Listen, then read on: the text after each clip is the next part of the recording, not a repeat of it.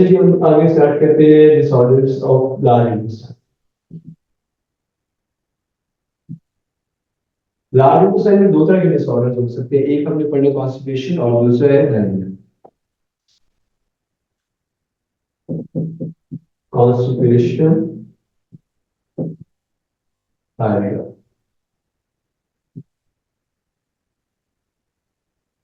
अच्छा देखिए, ये दोनों जो डिसऑर्डर्स है जैसे में लाइक कॉन्स्टिपेशन है, डायरिया है, तो अब सबसे पहले अगर आप कॉन्स्टिपेशन को देखते हैं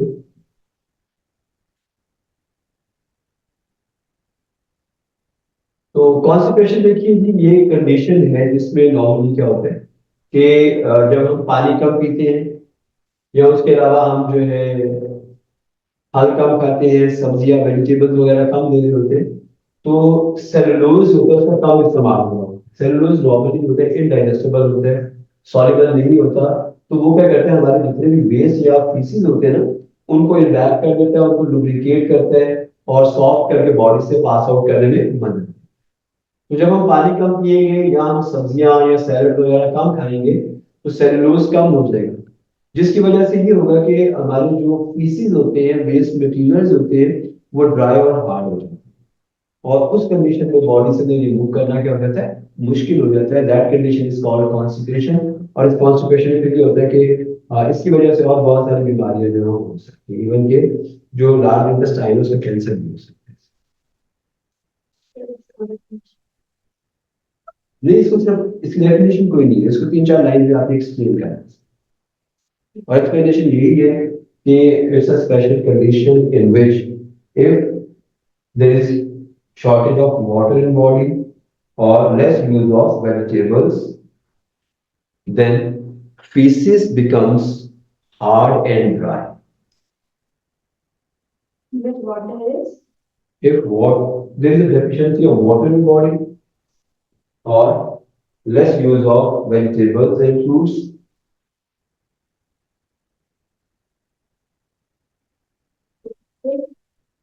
feces become hard and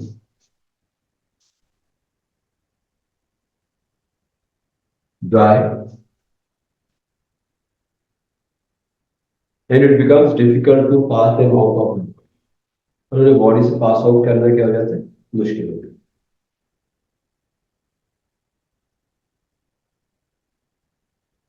ji clear.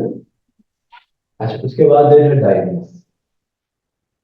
अच्छा, डायरिया को अगर आप देखिए तो डायरिया जो है वो एक ऐसी कंडीशन है जिसमें हम देखेंगे कि ये इसका बिल्कुल उल्टे है। ठीक है, डायरिया का होता है ये बेसिकली सबस्टैंडर्ड फूड लेने से। when we take substandard foods or sometimes there is an irritation of inner walls of epithelial cells of large intestine। तो उसमें फिर ये होता है कि salts and water will not be reabsorbed in colon। तो फिर हमारे जो इंटेस्टाइन है उसके अंदर ना वाटर रीअब्सॉर्ब होता है ना सॉल्ट्स, जिसकी वजह से हमारे जो फीसिस होते हैं वो वाटरी मीडियम की शक्ल में रह जाते हैं and it is very difficult to hold them back into rectum. तो फिर वो ये होता है कि वो जो वाटरी सॉल्यूशन होता है starts passing out of the body, उसको आप नाम देते हैं डायरिया। और इससे नुकसान क्या होता है, इससे डिहाइड्रेशन हो सकती है, इससे सॉल्ट वगैरह होते हैं वो लॉस हो जाते हैं, जिसकी वजह से डेथ भी हो सकती है। खासतौर पर छोटे बच्चे जो होते हैं उनकी डायरिया की वजह से जो है उनके लिए बड़ा सीवियर हो सकता है, उनकी डेथ भी हो सकती है। लेकिन डायरिया में देखिए बच्चे जो भी खाते हैं वॉमिट होता है ना, ऐसा नहीं होता। मतलब नहीं, डायरिया में मोशन आता है। फिर हाथ वॉमिट भी बच्चे कर देते हैं जी। वो उसमें ये होता है ना कि अगर डाइजेशन डाइजेशन में नहीं हो रहा होता कि अगर उन्हें फूड पॉइजनिंग के साथ हुई है, फिर ऐसा हो, अदरवाइज हो जाए डेफिनेटली कोई रीजन। सर वैसे जो ये बच्चे होते हैं वो ना जो इस बार का पेट का टेस्ट जो करी लगती है जो मतलब जो भी ऐसे बैठा है ये अक्सर खाते हैं तो इसका क्या उसमें बैक्टीरिया होते हैं, उसमें से मान बैक्टीरिया से पहले मिट्टी भी खाते हैं, मिट्टी में तो सर बिलियंस ऑफ बैक्टीरिया उनको बॉडी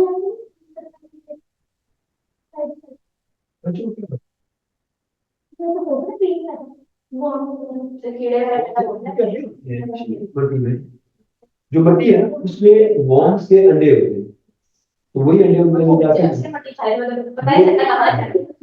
जब ग्रो करते हैं जब अंडे ग्रो करते हैं तो वो बोम्स की शक्ल में चेंज हो जाते हैं। ये प्रॉब्लम।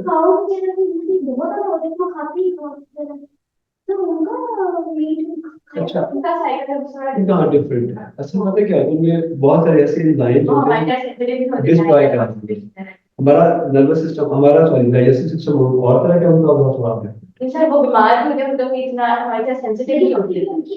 वो सर वो उनका स्टमक इतना सेंसिटिव नहीं होता है फॉरवर्ड्स।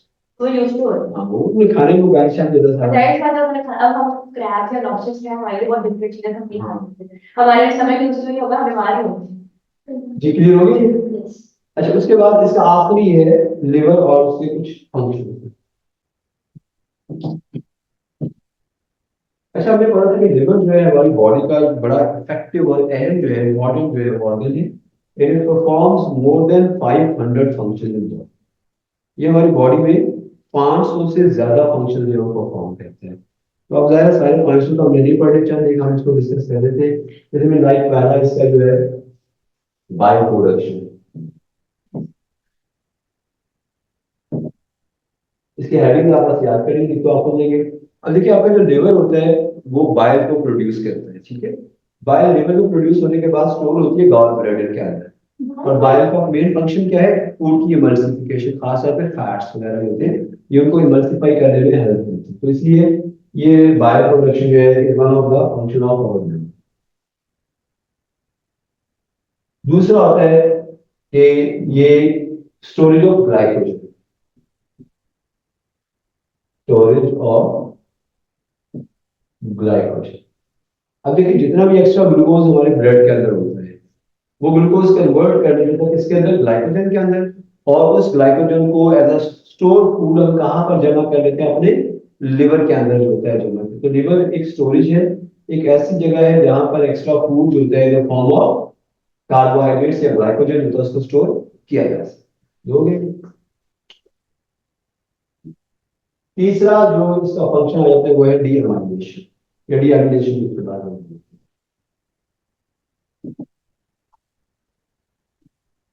अच्छा देखिए हमने देखा कि अब जो लिवर के फंक्शन में पहला था बाई प्रोडक्शन, दूसरा है स्टोरेज ऑफ ग्लाइकोजन और तीसरा है डीअमाइलेशन। अच्छा अब देखिए ये तो हम दोनों पढ़ लिए।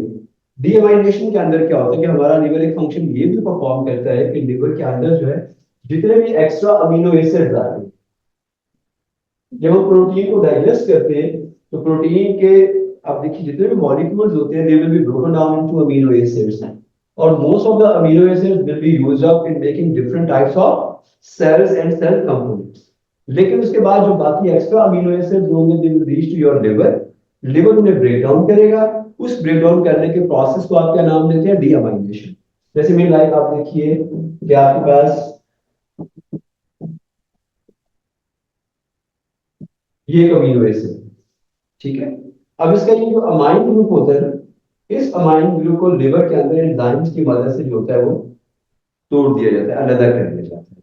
और इससे बना लिया जाता है अमोनिया। लेकिन अमोनिया बहुत टॉक्सिक होता है, हमारी बॉडी के लिए नुकसानदेह है। तो फौरी फिर क्या किया जाता है कि इसको कार्बन डाइऑक्साइड के साथ मिला के जो है वो किस में कन्वर्ट कर दिया जाता है, यूरिया। एक ही अमोनिया का एक ही एक मॉलिक्यूल बन गया एक से। तो अब देखिए इससे फिर क्या बन गया, यूरिया बन गया। तो यूरिया की प्रोडक्शन कहाँ पर होती है, हमारे लिवर के अंदर होती है। और इस यूरिया को फिर फिल्टर कौन करता है, हमारे किडनीज करते हैं। मतलब बाद लोग समझते हैं किडनी ही बनाता है, तो किडनी यूरिया नहीं बनाता, यूरिया बनाता है लिवर। लिवर बाद में उसको भेजता है फिर किडनी थ्रू हार्ट। नहीं, हार्ट को डायरेक्ट, लिवर से तो ये निकल जाएगा हेपेटिक वेन के जरिए बाहर और फिर वो जाएगा हार्ट की तरफ, हार्ट उसे पंप करता है, फिर रीनल आर्टरी से वो आते हैं किडनी की तरफ। अच्छा जी, अब डीएमाइलेशन के बाद storage of iron, fourth function liver का आ जाएगा।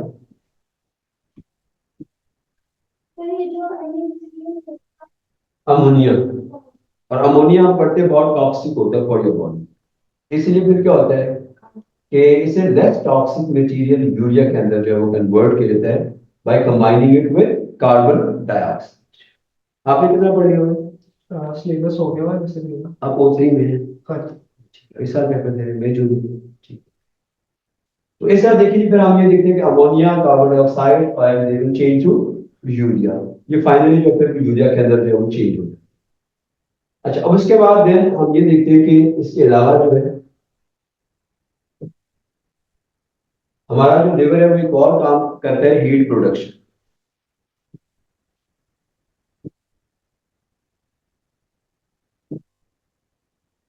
अब हीट प्रोडक्शन देखिए, नॉर्मली आपकी बॉडी का टेम्परेचर मेंटेन करना होता है हमें 37 डिग्री सेल्सियस के ऊपर। लिवर के एक सेल के अंदर तकरीबन 2000 तक माइटोकॉन्ड्रिया होते हैं एक सेल के अंदर।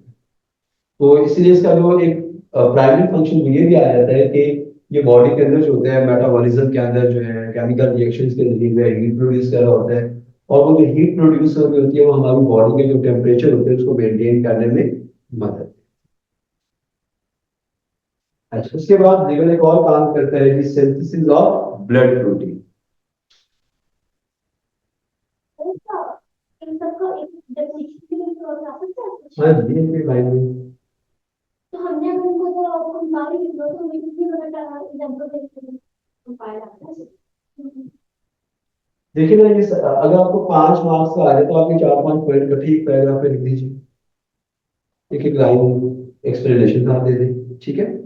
अब देखिए उसके बाद फिर लिवर जो है वो ऐसी प्रोटीन्स भी बनाता है जो कि अब ऐसे एंजाइम्स बनाता है जो चोट लगने के बाद हमारे ब्लड को क्लॉट करने में मदद। ठीक है, तो बस ये 4-5 आपको पता होना चाहिए।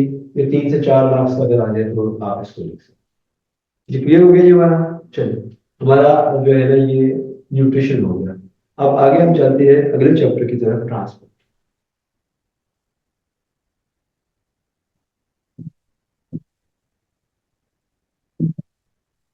Transporting plants. जब ट्रांसपोर्टिंग प्लांट्स की हम बात करते हैं तो अब देखिए पहली चीज तो आपको ये पता होना चाहिए कि प्लांट्स के अंदर जो है वो ऑर्गन सिस्टम लेवल नहीं होती। Plants don't have organ system level. अच्छा, अब अगर इनके अंदर ऑर्गन सिस्टम लेवल नहीं है तो फिर अपने ये function, how they perform their function, how they will transport material. अब देखिए जो प्लांट्स है इन्हें ट्रांसपोर्ट क्या क्या करना है, पहले ये देखिए। प्लांट्स को वाटर ट्रांसपोर्ट करना होता है,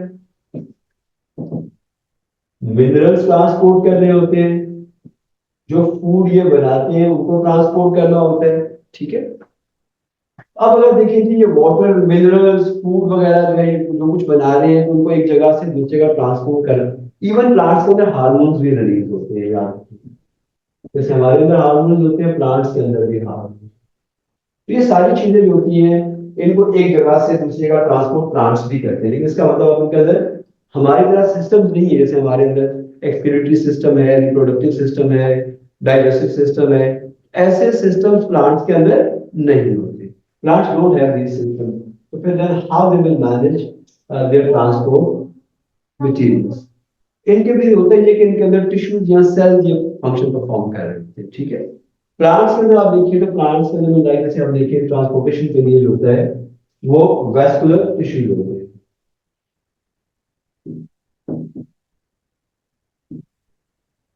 ये जो वेस्कुलर टिश्यू है एक बंडल की शक्ल में होते हैं। ठीक है, और ये तीनों ऑर्गन के अंदर होते हैं, रूट में, स्टेम में और लीफ में।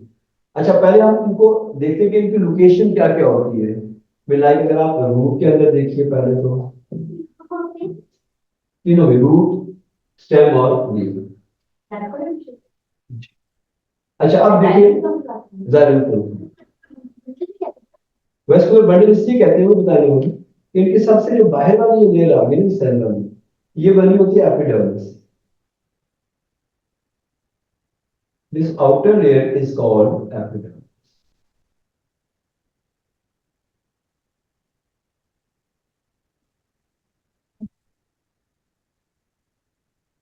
ये एपिडर्मिस है।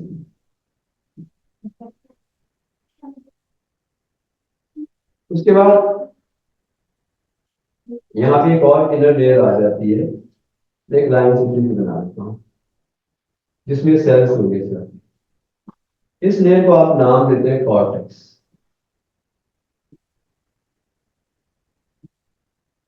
ये लेयर क्या कहलाती है?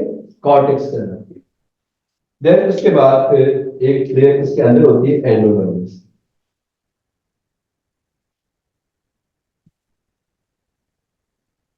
और इसके अंदर फिर जो है वो आते हैं जाइलम और फ्लोम।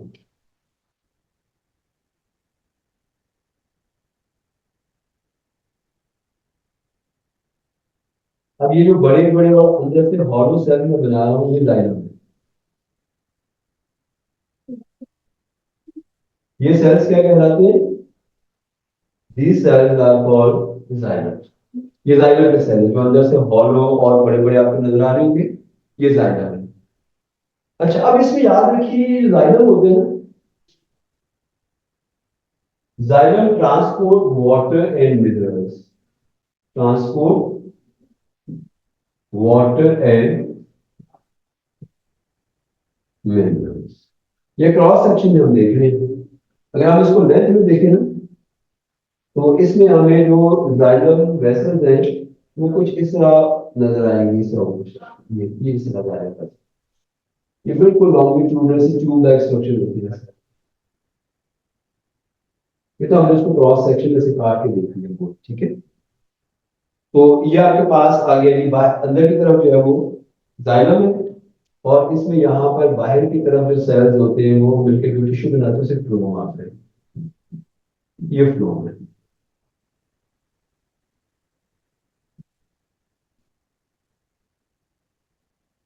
अभी जो फ्लोम है इनका फंक्शन क्या होता है? जाइलम का ट्रांसपोर्ट वाटर एंड मिनरल्स, जबकि फ्लोम क्या ट्रांसपोर्ट करते हैं? फूड। किस फॉर्म के अंदर? सुक्रोज या अमीनो एसिड की शक्ल में फूड को ट्रांसपोर्ट करते हैं फ्रॉम लीव्स, क्योंकि जो प्लांट्स के अंदर फूड होता है उनका वो कहाँ पर बनता है? उनके लीव्स के अंदर बनता है, और फिर से लीव से आगे ट्रांसपोर्ट कर दिया जाता है कहाँ पर? बाकी तमाम हिस्सों तक, जैसे लाइक रूट शूट। फ्लोम जो है वो लीफ से शुरू होके पूरे रूट तक गया होता है, और फूड को वहां तक ट्रांसपोर्ट करने में हेल्प। अच्छा, उसके बाद में देखिए सेकंड हम बनाते हैं आपको दिस, कि स्टेम के अंदर जो है इनकी डिस्ट्रीब्यूशन क्या हो। ये तो रूट था, स्टेम में देखिए।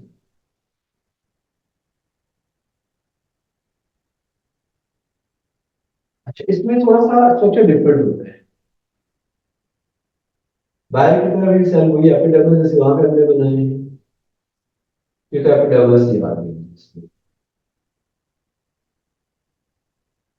अच्छा, उसके बाद एपिडर्मिस के बाद जो इसकी इनर लेयर होती है, ये भी कॉर्टेक्स की बात है। अच्छा, इसमें अब जो वेस्कुलर टिश्यूज है ना वो थोड़े डिफरेंट होते हैं। वो दरमियान में इस तरह का स्ट्रक्चर बना है, जैसे वो कई के दाने नहीं होते, इस तरह का स्ट्रक्चर बना है।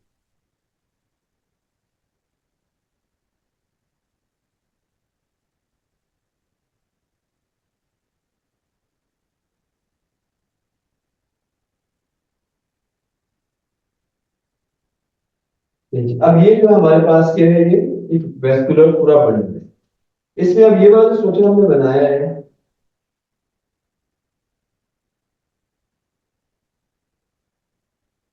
तो फिर इनकी बात में कॉर्टेक्स भी होती है ना? ये वाली कॉर्टेक्स है। तो अब उसमें ना वो कहता है कि सब चीजें हैं ना, तो आई डोंट नो व्हाट्स।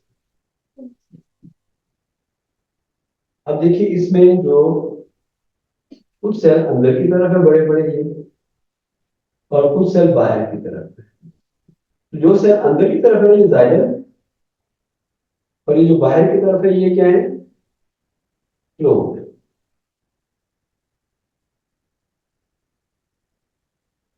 ये समझ रहे हैं? ऐसा स्ट्रक्चर बना हुआ है, तो ये किसका होता है? ये स्टेम का होता है। वहां पे फिर सेल तो वहां पे कॉर्टेक्स के नहीं, ऐसे ही है वैसे, मैंने बनाया नहीं, मैंने उनकी शक्ल वैसी ही होती है, ऐसी होती है। ये cell cortex, these are cortex, ठीक है। अच्छा, उसके बाद अब आगे लीफ पर रह गए पता।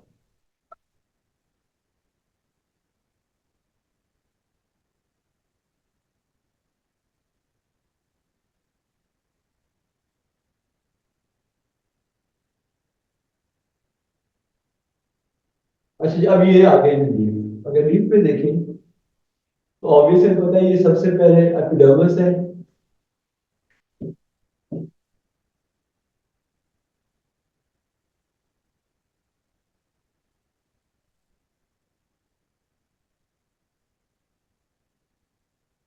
बनाओ।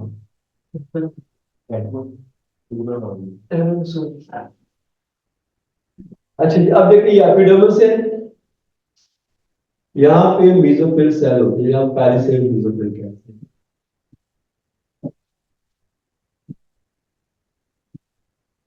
और अगर इसकी प्लेस देखे दरमियान में, इसमें यहाँ पर वेस्कुलर बंडल हो। इस वेस्कुलर बंडल के अंदर जो ऊपर वाली साइड के सेल्स है, यहाँ पर ये जाइलम, दिस इज जाइलम। और लोअर साइड पे आएंगे, ये फ्लोम है।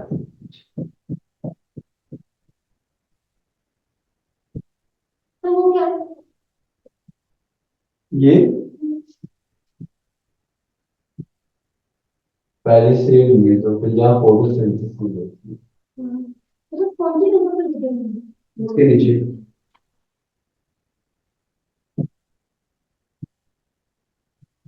इधर में शेड होती है पानी में तो इधर में शेड होती है हाँ, थोड़ी सी रहेंगे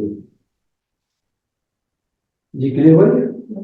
तो पहले तो हमने देख लिया जी, ये जो है वैस्कुलर टिश्यूज की लोकेशन होती है कि ये कहाँ कहाँ पर पाए जाते हैं। उसके बाद आप उनके शेप देखें कि जाइलम का स्ट्रक्चर क्या है, और जो फ्लोम के टिश्यू है उनका स्ट्रक्चर क्या है, वो हम देख लेते हैं।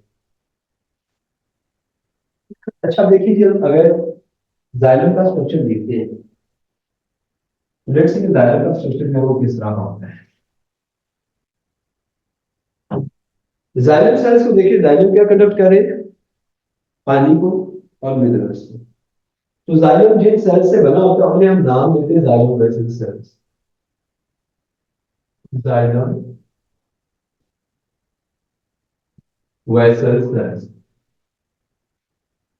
अच्छा, अब देखिए जाइलम वेसल सेल्स होते क्या है और किस तरह के।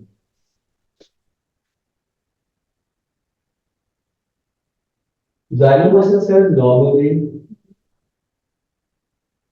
इस तरह सर्कुलर लॉन्ग स्ट्रक्चर होते हैं। इनमें आपने याद रखना है, न्यूक्लियस नहीं होता, no nucleus, no cell membrane, no cytoplasm, ये कुछ भी नहीं होता जाइलम वेसल्स के अंदर। जाइलम वेसल्स सिर्फ किससे बनी होती है, सेल वॉल से। ये सेल वॉल है, थिक सेल वॉल इनके अंदर बता होती है। और उसके बाद इनर साइड जो इसकी इस तरह रिंग शेप स्ट्रक्चर ऑफ लिग्नेंट है वो प्रेजेंट है, दिस इज कॉल्ड लिग्नेंट।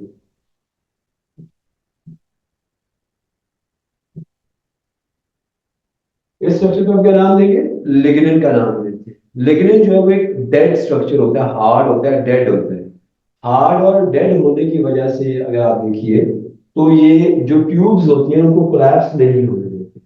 तो जाइलम वेसल इटसेल्फ क्या है, एक डेड स्ट्रक्चर है।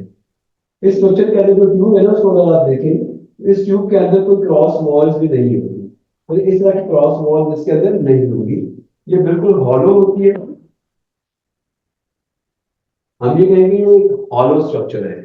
सर उसकी जो ऊपर लेड होती है ना साइड में तो वो किस चीज की बात होती ये है खाली सर अगर बेड जाती थी मतलब कितनी होती है सेल वॉल ही सर, फिर इसके ऊपर जो है किस चीज पास में खाली है, ये सेल हो रहा है। सर अगर इसके ऊपर एक और सेल है, ये सेल है, ये अगर एक सेल है, एक सेल और उसके ऊपर आप सेल टू सेल ज्वाइन होते हैं ना ये, तो बीच में कोई क्रॉस वॉल, इस तरह क्रॉस वॉल्स कोई नहीं बीच में। कोई देख सकते हैं तो इसमें हमारा फूड वगैरह को कैसे काम करते हैं तो सर सिर्फ एक मिनट आपके लिए नलके के पाइप होते हैं वो डेड ही है, पानी गुजर जाता है बीच में। हॉलो है ना अंदर से बस पास क्यों करना है हाँ। उसका हजारा का पर्पस बस पास क्यों इसका कोई एनर्जी मुझे प्रोवाइड करना नहीं। कैसे एक ऐप सा करता है टनल है, एक ट्यूब लाइक स्ट्रक्चर है, और ये ट्यूब बस लाइक एक पाथवे है पाथवे है जो उसको फ्लो करवा pathway for for the conduction of water from roots to leaves or other parts of हाँ